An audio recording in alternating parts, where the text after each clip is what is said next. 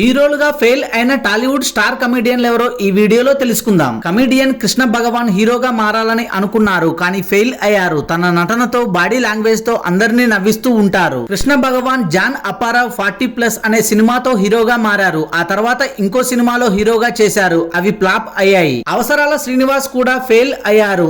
Artist గా, దర్శకుడిగా, host గా అవసరాల శ్రీనివాస్ అందరికీ పరిచయమే. హీరోగా బాబు బాగా బిజీ సినిమా చేశాడు, కానీ ఆకట్టుకోలేదు, ఫెయిల్ అయ్యాడు. కమెడియన్ శ్రీనివాస రెడ్డి కూడా హీరోగా సక్సెస్ కాలేకపోయారు. జంబలకడి పంబ వంటి సినిమాలు చేశారు, కానీ సక్సెస్ కాలేదు. కమెడియన్ సప్తగిరి కూడా హీరోగా ఫెయిల్ అయ్యాడు. సప్తగిరి LLB, సప్తగిరి ఎక్స్ప్రెస్ ఇలా పలు సినిమాలు చేసినప్పటికీ హీరోగా సక్సెస్ కాలేకపోయాడు. అలాగే శకలక శంకర్ కూడా హీరోగా ఫెయిల్ అయ్యాడు. పలు సినిమాలతో తన నటనతో గుర్తింపు తెచ్చుకున్న ధనరాజ్ కూడా హీరోగా ఫెయిల్ అయ్యాడు. కమెడియన్ అయిన రాహుల్ రామకృష్ణ హీరోగా సినిమా చేసినా కూడా సక్సెస్ కాలేకపోయాడు. మహేష్ ఆచంట నేను నా నాగార్జున సినిమాలో హీరోగా చేశాడు, కానీ సినిమా సక్సెస్ కాలేదు. వైవా హర్ష నటించిన సుందరం మాస్టర్ సినిమా కూడా సక్సెస్ అవ్వలేదు, హీరోగా ఫెయిల్ అయ్యాడు. Thanks for watching this video. For more interesting videos please do subscribe.